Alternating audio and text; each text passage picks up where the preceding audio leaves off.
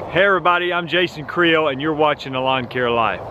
Well, I'm recording this on Thanksgiving morning, which also happens to be my birthday this year, so it's kind of a unique day that happens every once in a while.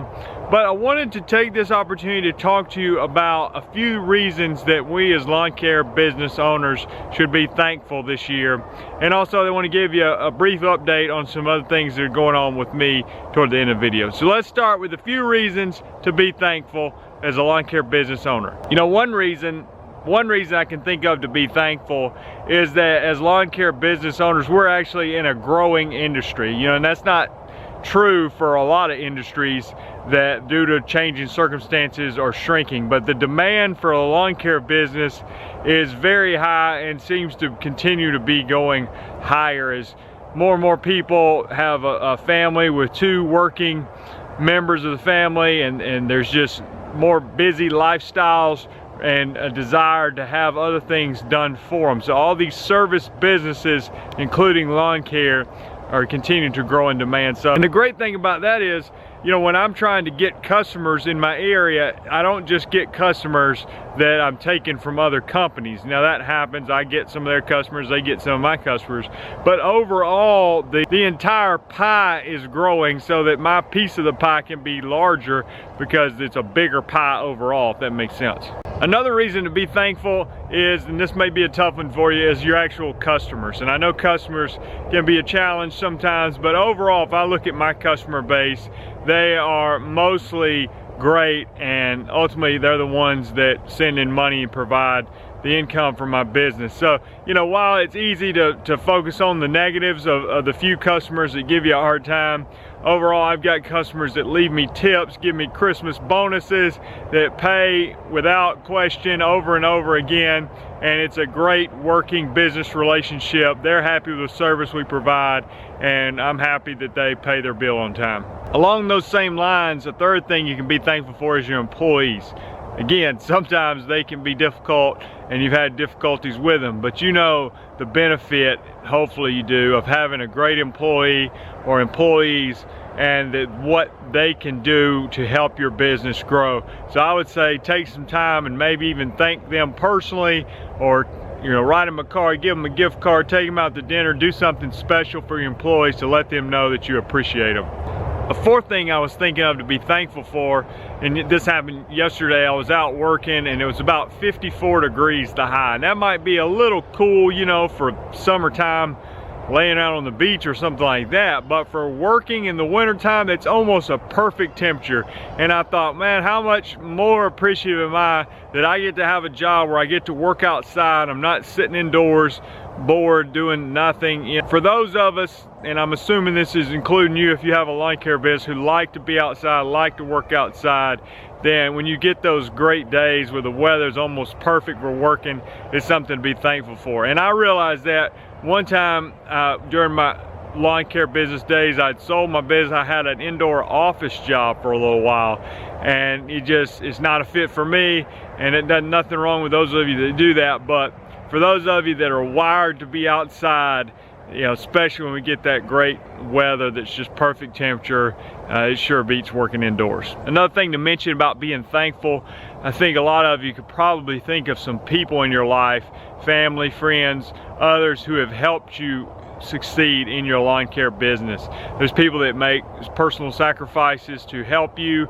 Maybe not for all of you, but for a lot of us, you know, it would be hard to be successful without the help of many other people. So it's time to be thankful for those. And I was just thinking about just the opportunity in lawn care. Not everyone has the opportunity to go out and be self-employed. And for me, I'm so thankful to be self-employed. I love self-employment and the freedom that comes with it, though it also comes with a lot of responsibility. But I'm grateful that I've had the opportunity to start my own business, because like I said, many people don't ever have that opportunity due to circumstances that are outside of their control. One last thing to be thankful for, I'm thankful for big, fancy, powerful equipment that makes our job easier and is actually fun to use sometimes. You know, lawn care business would not be as much fun if you're out there pushing lawnmowers all day. So the fact that we get to stand on mowers or ride on zero-turn mowers or whatever you're using to make your job easier, I think it's pretty cool that you get to use equipment. I know if you're like me, it's just fun being on powerful machines that make your work easier. You guys add to the list things you're thankful for. I'm going to give you a quick update on what's going on at my own house. If you follow me on YouTube, you know I recently bought a little over 5 acres. We moved into a new house and we're doing a lot of work on it, and I want to show you what I was given as a birthday present today, and then show you some of the updates on the property, as I'm going to continue to keep you updated on how I'm renovating this property. So we had a forestry mulcher come in and he did a lot of work. As you can see, this was all thick. As you can see in the background there, it's just really thick Chinese privet and briars, and it was all like this, and he's cleared out a lot. You actually see these trees right here are big crepe myrtles that have probably been there a long time. That's a big crepe myrtle, so I asked him to save those. Let me show you some more of the work with that forestry mulcher, but hopefully, you know, over the time this is going to clear out, and we want to continue clearing out as my property goes pretty far back, and hopefully build a house one day on the back side of the property. But I've got to get, you know, a bulldozer or something like that in here to clear the land to make that happen. You can see where all this has been cleared. It's really opened things up. Got a little fire pit project going on over here, nothing fancy.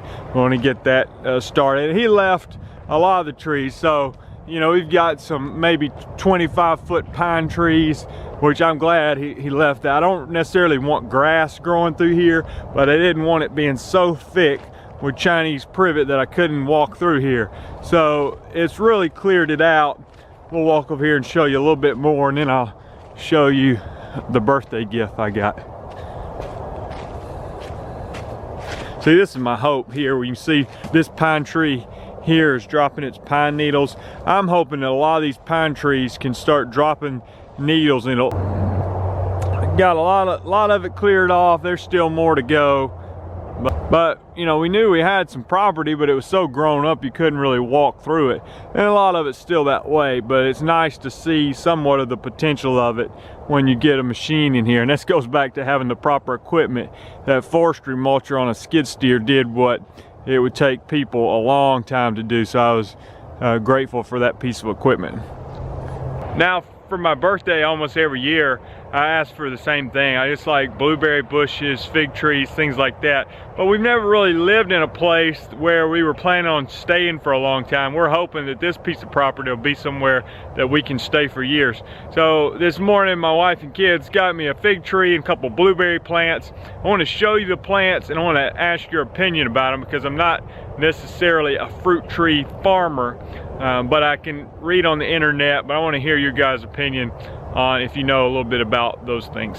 Here's my fig tree. I just planted it. Obviously it's late November, so hopefully it'll make it through the winter time.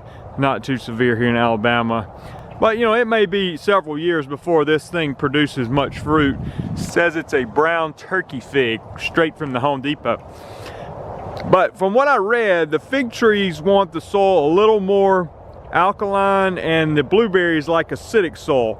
So what I'm probably going to do is put some lime around this fig tree, see if I can't sweeten the soil a little bit. Now I will say this, I got a full soil report from the county extension agency here in my area, and they told me that this was very good soil for growing crops and things like that.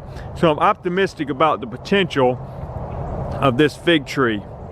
And I'm going to show you the blueberries and get your opinion on those if you know a little bit about blueberries. When I was reading about blueberries, and those are one of the easiest crops to grow in this area, fig trees, blueberries, muscadines, things like that. But for blueberries, from what I've been told, is they like more acidic soil, so you don't want to put lime on those. And I didn't have a soil test done. Like I said, I got that soil report that talks that this soil type is very good for growing crops, but I knew a little bit about soil types. Well, let me show you the blueberries, and then I'll tell you why I decided to plant them where I plant them. So here we go. I got 2 blueberry bushes here. Hopefully in a few years we'll start getting some fruit off of them, maybe a little bit this coming year, though I don't have high expectations. But I know one thing, the blueberries that I've thought of in the past, you know, they handle a little bit of shade, but I think in this area they'll get a lot of sun. I want to try to keep them on the edge of the yard, away from what I'm trying to accomplish in the actual yard. But when I got to thinking about acidic soil, I know one thing, that onions, wild garlic, things like that like acidic soil. Well, just so happens this part of the yard, I've got tons of wild onions and wild garlic. It's everywhere. So I thought, without a proper soil test, I got a pretty good feeling this soil over here is very acidic, which is what the blueberries seem to like. So I'm gonna take a chance thinking that this is a good spot for these blueberries. If you're a fruit farmer and have any advice for me, love to hear from you in the comments. Also, let me hear from you on what you're thankful for this Thanksgiving. I'll keep in touch with more helpful videos. If you haven't done so, go ahead and subscribe to the channel. I'll talk to you guys later. Bye.